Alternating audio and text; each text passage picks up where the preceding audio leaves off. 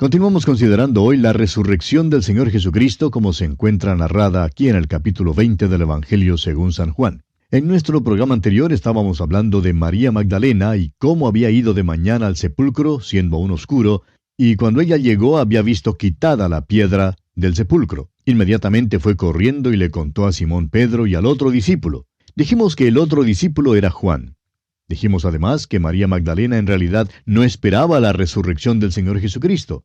Ella pensaba que alguien había robado el cuerpo del Señor. El primer pensamiento que ella tuvo fue: las autoridades religiosas robaron el cuerpo del Señor. Y creemos que las autoridades religiosas habrían dado cualquier cosa por presentar el cuerpo de Jesús en aquel primer domingo. Ahora, lo más interesante de todo es que estas autoridades religiosas acusarían más tarde a los discípulos de robar el cuerpo del Señor. Vimos también que Simón Pedro y Juan tampoco esperaban la resurrección. Probablemente creían que María no veía bien en la oscuridad. Ella vio que la piedra había sido quitada, se asustó y corrió. O pensaban quizás que María se había equivocado de tumba. Así es que se precipitan al cementerio. Y amigo oyente, uno no va al cementerio a buscar a los vivos. Ellos no esperaban encontrar a un vivo cuando salieron con precipitación. Esperaban encontrar el cuerpo muerto del Señor. Continuamos considerando hoy este mismo asunto y vamos a leer los versículos 3 y 4 de este capítulo 20 de Juan. Y salieron Pedro y el otro discípulo y fueron al sepulcro. Corrían los dos juntos, pero el otro discípulo corrió más aprisa que Pedro y llegó primero al sepulcro. Este otro discípulo, como dijimos anteriormente, era Juan. Era más joven y pudo correr más aprisa que Simón Pedro. Esto confirma la tradición de que Juan probablemente era el más joven de los discípulos. Creemos que había una amplia diferencia de edades entre estos dos hombres. Ahora el versículo 5 dice: y bajándose a mirar, vio los lienzos puestos allí, pero no entró. Lo que Juan vio le convenció de que Jesús había resucitado de los muertos. Llegó allí primero, pero tenía cierta reticencia, es decir, cierta reserva y reverencia, y no entró. Se bajó para mirar por la pequeña entrada que había sido cortada en la piedra, y vio la evidencia que lo convenció. Es asombroso cómo Dios usa las cosas pequeñas como estas para traer convicción a los corazones de los hombres.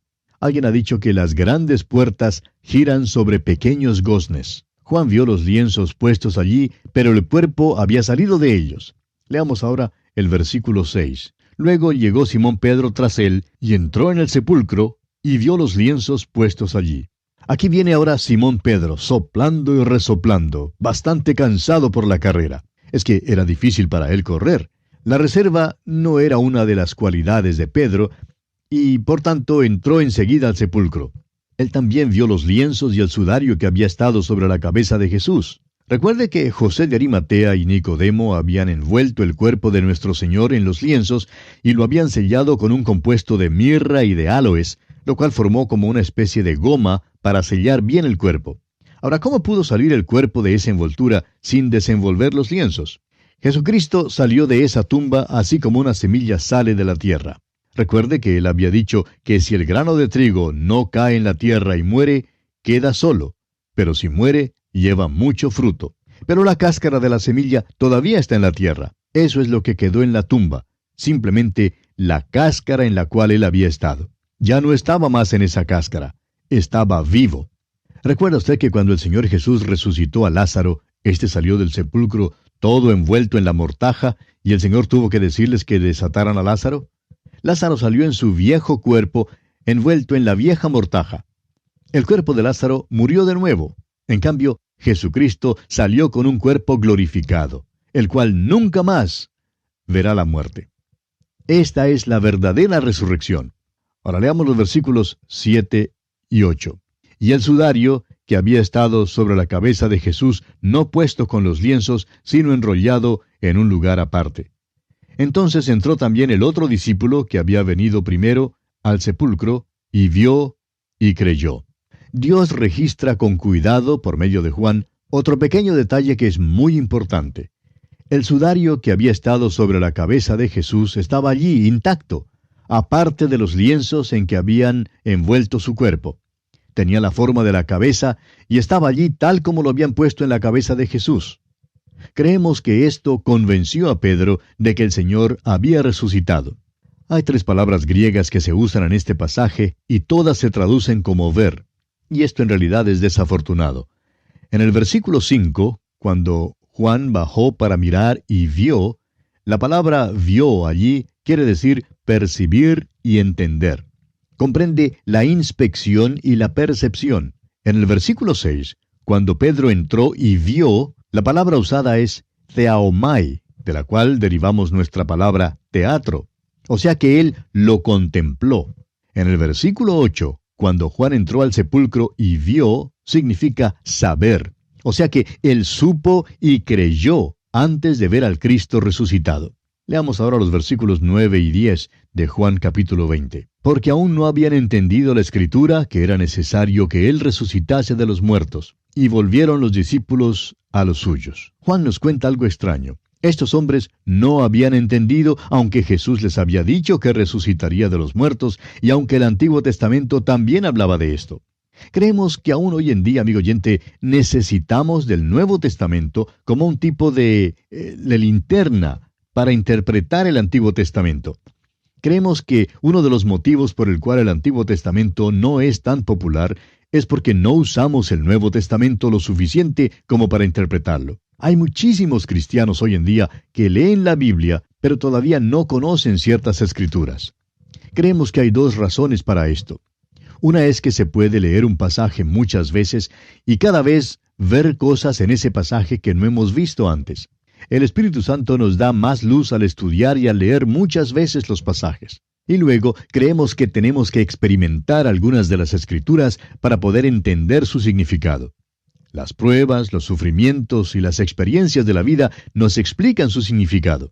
Por ejemplo, cuando David escribió que Jehová era su pastor, él sabía por experiencia propia el cuidado pastoral de Dios, porque él mismo era pastor de ovejas. Continuando ahora con nuestro estudio de este capítulo 20 de Juan, en los versículos 11 al 17, Juan nos narra la aparición de Jesús a María Magdalena. Al parecer, María es la primera persona a quien el Señor apareció. Hay mucha discusión en cuanto a las apariciones de Cristo después de su resurrección, pero hay 11 apariciones antes de su ascensión y 3 después de su ascensión. Creemos que del texto podemos deducir que hay otras que no fueron descritas. Suponemos que a uno siempre le es posible encontrar algún proverbio para cualquier situación. Para quienes preguntan por qué Jesús apareció primero a María Magdalena, podemos decir que Proverbios 8:17 dice: «Yo amo a los que me aman, y me hallan los que temprano me buscan». Pues bien, ella le buscó, y le buscó temprano. Continuemos ahora leyendo los versículos 11 al 14 de este capítulo 20 de Juan. Pero María estaba fuera llorando junto al sepulcro, y mientras lloraba, se inclinó para mirar dentro del sepulcro, y vio a 2 ángeles con vestiduras blancas que estaban sentados el uno a la cabecera y el otro a los pies donde el cuerpo de Jesús había sido puesto. Y le dijeron: «Mujer, ¿por qué lloras?». Les dijo: «Porque se han llevado a mi Señor y no sé dónde le han puesto». Cuando había dicho esto, se volvió y vio a Jesús que estaba allí, mas no sabía que era Jesús. Una vez más nos interesa el hecho de que ella no le conoció. Ya vimos que Judas Iscariote tampoco le conoció allá en el huerto.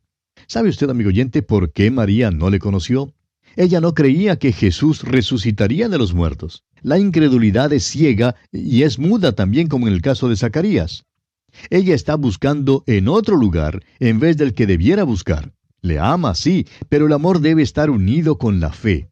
Ella llora porque le ama, pero también porque no cree. Ella se inclina cuando debiera estar mirando hacia arriba, como dice el Salmo 123:1. «A ti alcé mis ojos, a ti que habitas en los cielos». Ahora quizá alguien pregunte: ¿cuánto cambia el cuerpo glorificado? Bueno, no sabemos, pero no creemos que el cambio sea tan grande como para que explique el no poder reconocer a Jesús. Creemos que María está absolutamente concentrada en su dolor. Aunque ve a 2 ángeles, esto parece que no le llama la atención de ninguna manera en particular.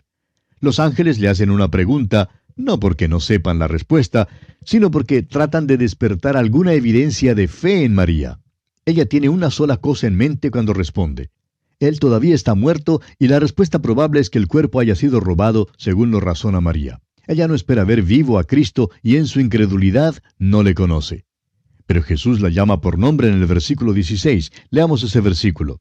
Jesús le dijo: «María». Volviéndose ella le dijo, Raboni, que quiere decir maestro. Ahora, todo lo que Jesús hizo fue llamarla por su nombre, y ella inmediatamente reconoció su voz. ¿Puede usted imaginarse, amigo oyente, la sorpresa y a la vez el inmenso gozo que María sintió al escuchar otra vez la voz de su maestro? El Nuevo Testamento nos habla de las diversas ocasiones en que el Señor Jesús llamó a las personas por su nombre, incluyendo a aquellos a quienes Él levantó de los muertos. Amigo oyente, es nuestra opinión que si el Señor demora en regresar, y todos nosotros pasamos por la puerta de la muerte, nuestros cuerpos serán levantados cuando Él nos llame por nombre algún día, tal como Él llamó por nombre a aquellos a quienes Él levantó de los muertos cuando estuvo aquí en la tierra. Cada uno de nosotros escuchará llamar su propio nombre. Mis ovejas oyen mi voz, dijo Él. Creo que le escucharé llamar mi nombre. Volviendo al caso de la aparición de Jesús a María Magdalena, ella, en medio de su sorpresa y su gozo, se da media vuelta y ve a su maestro allí frente a ella, y trata de tocar a Jesús, pero él le hace una advertencia. Leamos el versículo 17. Jesús le dijo, no me toques, porque aún no he subido a mi Padre, mas ve a mis hermanos y diles, subo a mi Padre y a vuestro Padre, a mi Dios y a vuestro Dios. El Señor le dijo a María que no le tocara. La palabra tocar aquí es aptomai, que significa agarrarse. Más tarde dijo a los discípulos que le palparan. Ahora, ¿por qué esta diferencia? Él dice, porque aún no he subido a mi Padre. Esa es la razón por la cual ella no debía tocarle o agarrarse de él. Así es que, aparentemente, él sí subió al Padre antes de su aparición a los discípulos allá en el aposento alto. Creemos que el Señor Jesús presentó su sangre en el trono de Dios y que su sangre ha cambiado el tribunal de juicio en el propiciatorio que es hoy en día. Esa sangre fue derramada por el pecado suyo y por el mío. Creemos que la sangre estará allí por toda la eternidad como un testimonio eterno del precio que Él pagó por nosotros. Ahora fíjese usted que Jesús es específico en decir, subo a mi Padre y a vuestro Padre, a mi Dios y a vuestro Dios. Su relación con el Padre es diferente a nuestra relación con Él. Llegamos a ser hijos de Dios por medio de la fe en Cristo Jesús. Cristo, en cambio, es miembro de la Trinidad, el eterno Hijo de Dios, y aquí Él hace esta distinción. Permítanos hacer un pequeño paréntesis aquí, amigo oyente. Hemos estado hablando en cuanto a la resurrección y al cuerpo glorificado, y esto plantea la pregunta de cómo será en el cielo. El cuerpo glorificado es diferente, totalmente diferente, y sin embargo, no es diferente en el sentido en que la luz del día es diferente a las tinieblas. Creemos que nos conoceremos. Creemos que el cielo será tan diferente a lo que existe aquí que es difícil que nos imaginemos cómo es. Pero creemos que no será tan diferente como podríamos creer que será. ¿Le parece esto una paradoja? Nosotros creemos que habrá cierto tipo de cambio, pero no habrá en realidad el tipo de cambio que nosotros creemos, sino uno completamente diferente. ¿Ha oído usted, amigo oyente, a alguien decir a sus hijos que algún día irán al cielo y que serán ángeles y que cantarán con los ángeles? Bueno, amigo oyente, eso no es cierto. Vamos a ser las mismas personas con la misma personalidad, pero sí vamos a ser cambiados. Seremos libres de la naturaleza vieja y tendremos una naturaleza completamente nueva. Continuemos ahora leyendo los versículos 18 y 19 de este capítulo 20 de Juan.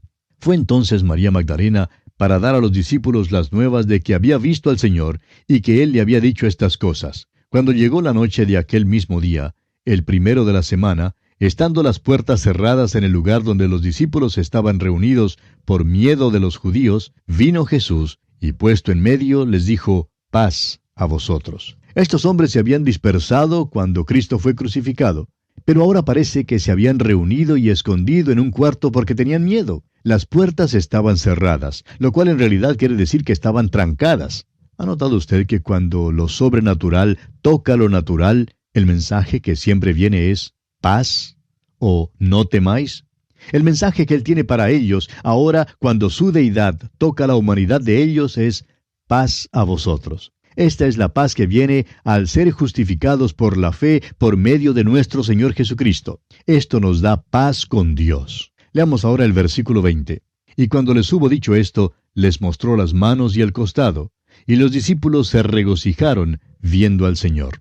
Como usted ve, amigo oyente, aquí le reconocieron cuando le vieron. Claro que estos hombres estaban asustados. Jesús apareció en su cuerpo glorificado y entró en el cuarto, aunque las puertas estaban cerradas y bien trancadas. Aprendemos de esto que el cuerpo glorificado no está sujeto a las leyes del universo material. Es por eso que creemos que cuando ocurre el arrebatamiento y los cuerpos sean cambiados, no habrá ningún problema en que nosotros recibamos al Señor en el aire. Pero fíjese que, aunque es cuerpo glorificado, tiene las señales de las heridas en sus manos, en sus pies y en su costado. Hay una analogía extraña a aquel cuerpo que ha sido clavado en la cruz. Las cicatrices están allí. Ahora no creemos que habrá cicatrices en nuestros cuerpos. Creemos que esas cicatrices están en el cuerpo de Jesús porque son las cicatrices que llevó por nosotros. Creemos que sufrió esas heridas por nosotros para que usted y yo, amigo oyente, pudiéramos ser presentados delante de Él santos y sin mancha. Él tomó nuestro pecado y esas cicatrices serán la evidencia de eso por toda la eternidad. Leamos ahora el versículo 21 de este capítulo 20 de Juan. Entonces Jesús les dijo otra vez, paz a vosotros. Como me envió el Padre, así también yo os envío. No creemos que el Señor simplemente se repita a sí mismo. Creemos que esta paz aquí es una paz diferente. En el versículo 19 fue la paz de la redención, la paz con Dios. La redención ya es completa. Esta es la paz descrita ya en Mateo 11:28, donde el Señor Jesús dijo, venid a mí todos los que estáis trabajados y cargados, y yo os haré descansar. Este es el descanso de la redención, la paz de la redención. Pero hay otra paz, es la paz de Dios. Es la paz de aquellos que están en comunión con Dios y que hacen su voluntad. Esta es la paz descrita en Mateo 11:29, donde Jesús dijo, llevad mi yugo sobre vosotros y aprended de mí, que soy manso y humilde de corazón, y hallaréis descanso para vuestras almas. También en el capítulo 14 de este Evangelio de Juan, versículo 27 dice, la paz os dejo, mi paz os doy. Yo no os la doy como el mundo la da. No se turbe vuestro corazón, ni tenga miedo. La redención ya está lograda. Ahora Cristo les envía al mundo como el Padre le había enviado a Él. Él había mencionado esto antes en su oración. Dijo allá en el capítulo 17, versículo 18 de este Evangelio de Juan, como tú me enviaste al mundo, así yo los he enviado al mundo. Volvamos ahora al capítulo 20 de Juan y leamos el versículo 22. Y habiendo dicho esto, sopló y les dijo, recibid el Espíritu Santo. Este período de historia es un período de transición entre la ley y la gracia. Hay un intervalo en la vida de estos hombres y en el ministerio del Señor Jesús entre su muerte y su resurrección y el día de Pentecostés. Este es un tiempo único en la historia del mundo. Nuestro Señor les había hablado en cuanto a la oración en Lucas capítulo 11. Había dicho que si pedían, les sería dado. En el versículo 13 de ese capítulo 11 de Lucas, Él dice que está hablando especialmente en cuanto al don del Espíritu Santo que el Padre Celestial les dará a los que se lo pidan. Bueno, hasta donde podamos saber, ellos nunca lo pidieron. En Juan 14:16 Jesús dice, y yo rogaré al Padre, y os dará otro consolador. Fue el Señor Jesús quien lo pidió, no ellos. Es verdad que Simón Pedro mostró algo de discernimiento cuando dijo que Jesús era el Cristo, pero fue solamente unos pocos minutos después cuando le dijo a Jesús que no fuera a la cruz para morir. Personalmente creemos que en el momento en que el Señor sopló en ellos y les dijo, recibid el Espíritu Santo, estos hombres fueron regenerados. Antes de esto, el Espíritu de Dios no había morado en ellos. Ahora esta palabra sopló aparece solo una vez más en la Biblia. En Génesis, Dios sopló en la nariz de Adán aliento de vida. Creemos que aquí Jesucristo sopló la vida eterna en estos hombres, dándoles el Espíritu de Dios. Esto les sostendría y les daría seguridad en el intervalo entre su ascensión y la venida del Espíritu Santo en el día de Pentecostés. En el día de Pentecostés, el Espíritu Santo vendría y serían bautizados por el Espíritu en el cuerpo de Cristo. Serían también investidos de poder desde lo alto. En aquel día, la iglesia comenzaría su existencia. Desde ese tiempo hasta el presente, el Espíritu Santo está en el mundo, mora en el creyente y bautiza a cada creyente en el cuerpo de Cristo. Leamos ahora el versículo 23 de este capítulo 20 de Juan. A quienes remitiereis los pecados, les son remitidos, y a quienes se los retuviereis, les son retenidos. Este es un versículo importante, pero es muy mal entendido. Juan Calvino ha escrito lo siguiente: cuando Cristo manda a los apóstoles a remitir los pecados, no les transfiere lo que es atributo exclusivo de Él mismo. Pertenece a Él perdonar los pecados. Simplemente les manda en su nombre a proclamar el perdón de pecados. En ninguna parte del libro de los Hechos ni en las epístolas encontramos algún caso de un apóstol remitiendo los pecados de alguien. Sí, van a todas partes proclamando el perdón de pecados. Pero permítame hacer la pregunta, ¿qué es lo que perdona los pecados? Aún Dios no puede simplemente perdonar arbitrariamente los pecados. El perdón de los pecados es sola y únicamente por la sangre de Jesucristo. En los días del Antiguo Testamento, el perdón de pecados se basaba en el hecho de que Cristo vendría y moriría. En el Antiguo Testamento, Dios salvaba a crédito, por así decirlo, hasta cuando Cristo viniera y pagara la pena. Hoy en día, Dios perdona nuestros pecados cuando creemos que Cristo murió por ellos. ¿Cómo entonces podemos nosotros remitir los pecados? Proclamando el Evangelio, amigo oyente. Esta es la obra mayor que podemos hacer. Cuando alguien se arrepentía y creía en Jesús mientras Él estaba acá en la tierra, eso era maravilloso. Pero lo que causa asombro es que cuando usted y yo simplemente proclamamos la palabra de Dios y alguien es renacido y llega a ser nueva criatura en Cristo Jesús. A quienes remitiereis los pecados les son remitidos, ocurre cuando usted y yo, amigo oyente, proclamamos el Evangelio de la gracia de Dios. Ese es el privilegio más glorioso que tenemos hoy en día, amigo oyente. Tenemos una responsabilidad. Si no predicamos el Evangelio al mundo, sus pecados no serán remitidos. Creemos que estamos cosechando las consecuencias por los años que no hemos llevado el Evangelio al mundo. Hemos descuidado nuestra responsabilidad, y el resultado es que nuestros muchachos mueren en la guerra. Piénselo, amigo oyente. Si todos los muchachos que han muerto en la guerra hubieran estado dispuestos a perder sus vidas por Cristo y ser misioneros, ¿cuán diferente sería el mundo? Nosotros tenemos lo único que traerá el perdón al mundo. Es el Evangelio de Jesucristo. Amigo oyente, ¿qué está haciendo usted?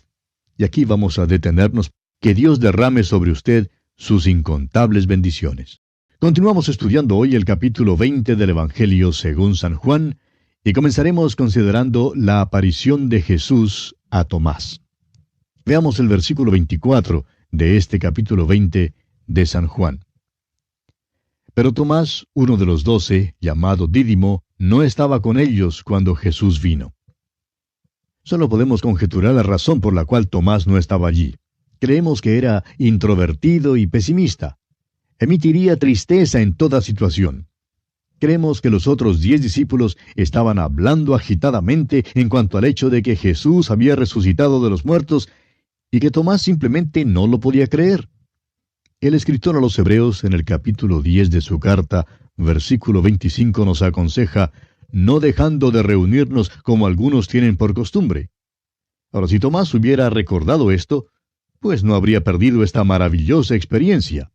Leamos ahora el versículo 25 de este capítulo 20 de Juan. Le dijeron pues los otros discípulos, al Señor hemos visto. Él les dijo, si no viere en sus manos la señal de los clavos, y metiere mi dedo en el lugar de los clavos, y metiere mi mano en su costado, no creeré. ¿Verdad que es escéptico?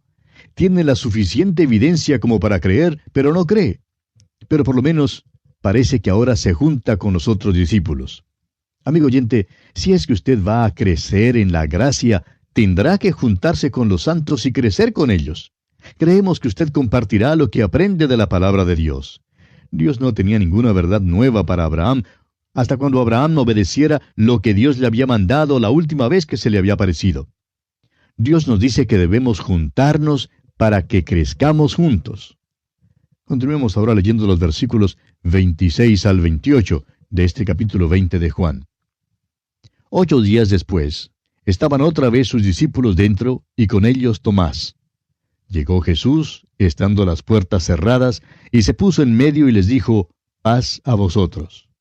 Luego dijo a Tomás, pon aquí tu dedo, y mira mis manos, y acerca tu mano y métela en mi costado, y no seas incrédulo, sino creyente.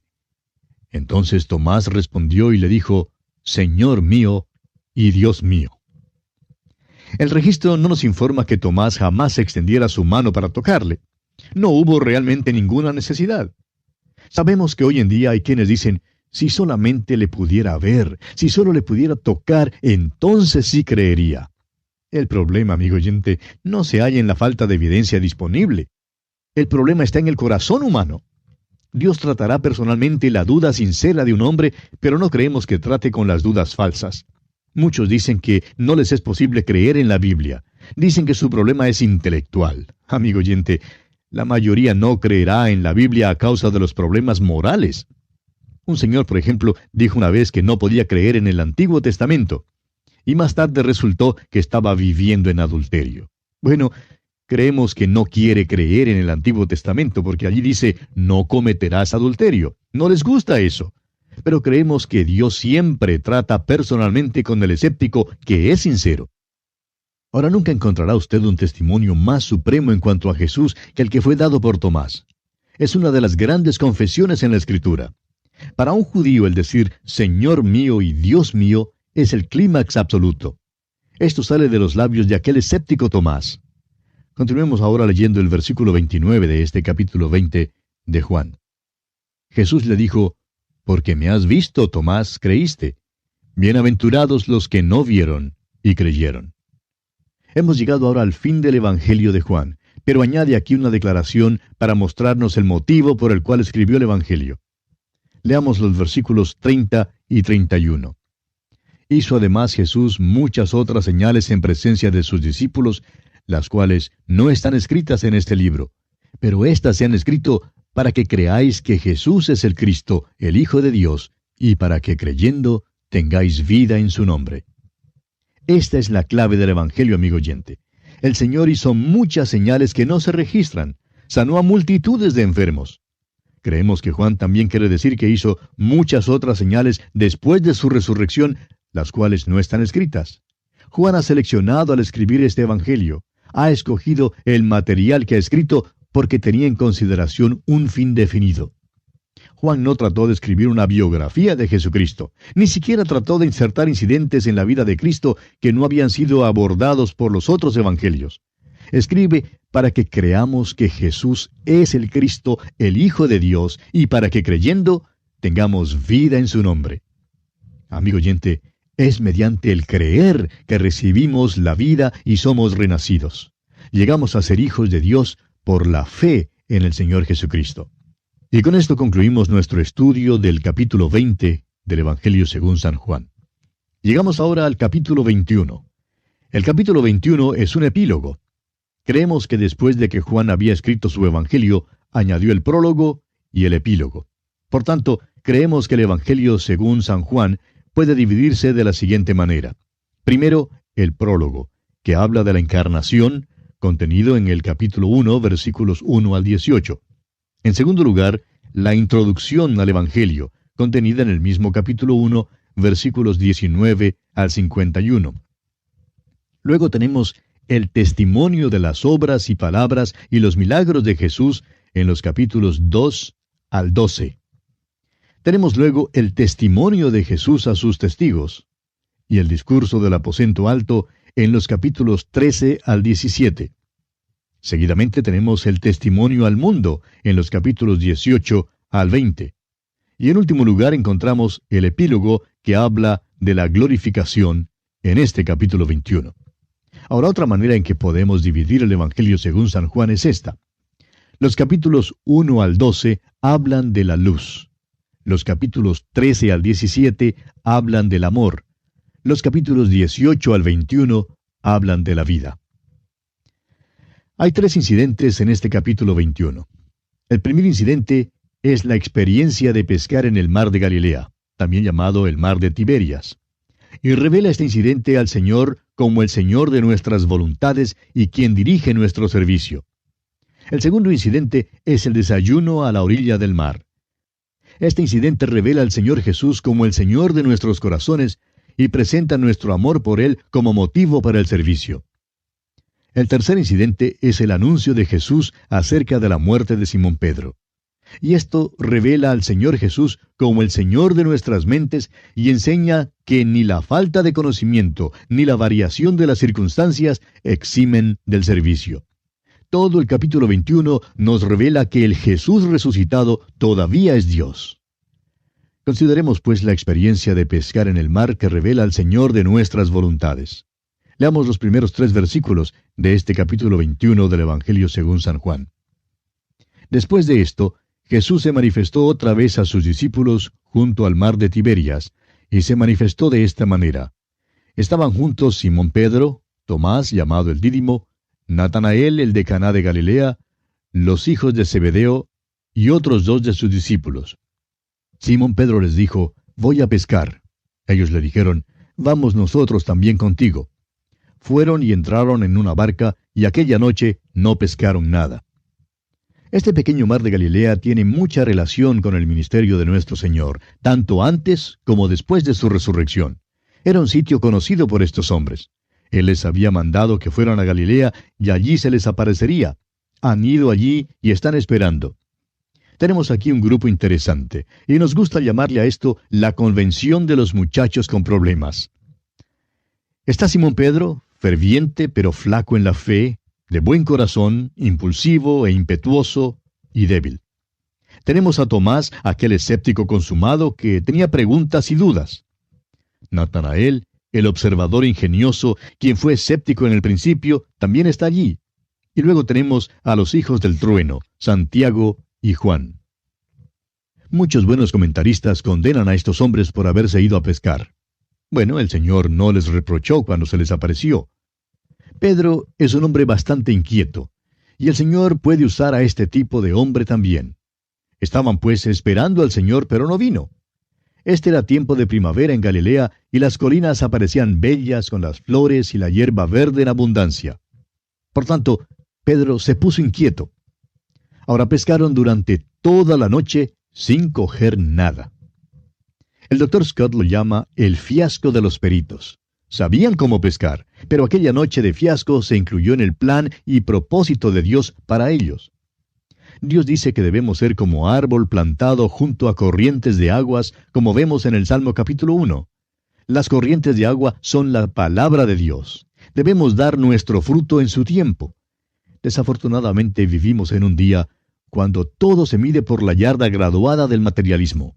Las matemáticas forman el lenguaje del éxito y los datos estadísticos son las palabras inspiradas del día.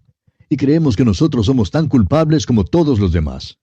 Ahora estos hombres pescaron toda la noche y no cogieron nada. Antes estaban inquietos y esto simplemente aumentó su frustración. Es fácil pescar cuando se tiene éxito, pero es desesperante cuando no se tiene éxito.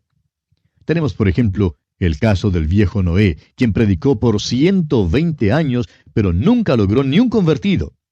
Yo habría dejado de predicar mucho antes de los 120 años. Habría pasado 120 días y luego yo ya habría renunciado. Luego amaneció y debe haber sido una mañana gloriosa allá en el mar de Galilea. Leamos el versículo 4 de este capítulo 21 de Juan. Cuando ya iba amaneciendo, se presentó Jesús en la playa, mas los discípulos no sabían que era Jesús. Creemos que esta fue una experiencia normal. Estaba en su cuerpo glorificado y les fue posible conocerle. Sin embargo, se veía lo suficientemente diferente como para ser cambiado.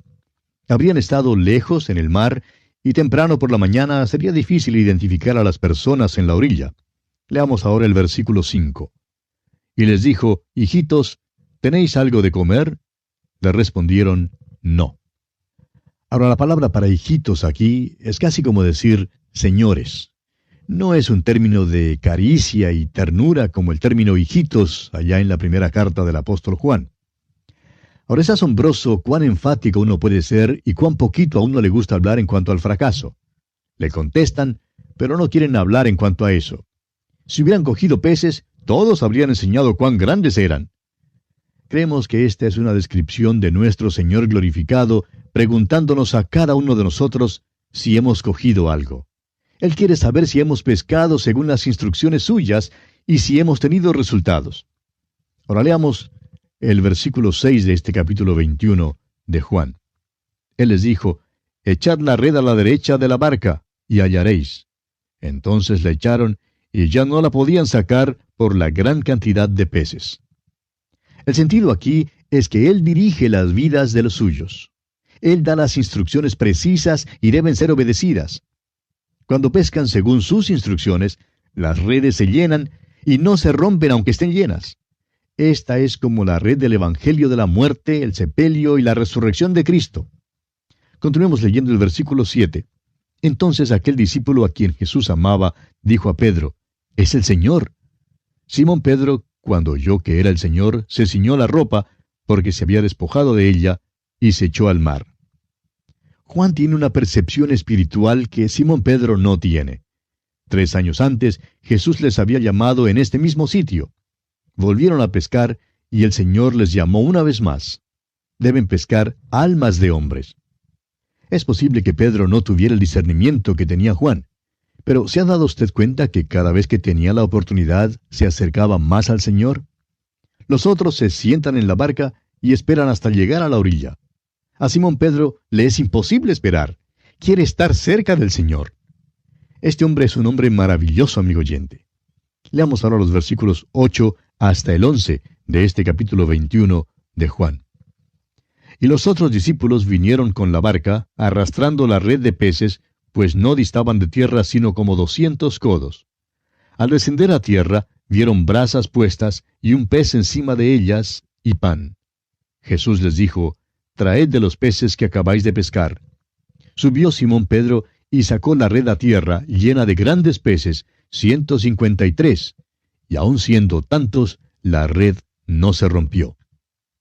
Este es el último milagro de nuestro Señor que se registra, y el único milagro que se registra después de su resurrección. Es muy importante porque usted y yo tenemos interés en el ministerio de Cristo después de su resurrección. El apóstol Pablo dice: «Y aun si a Cristo conocimos según la carne, ya no le conocemos así». No somos unidos al bebé en Belén, sino al Cristo resucitado, vivo y glorificado, a la diestra del Padre.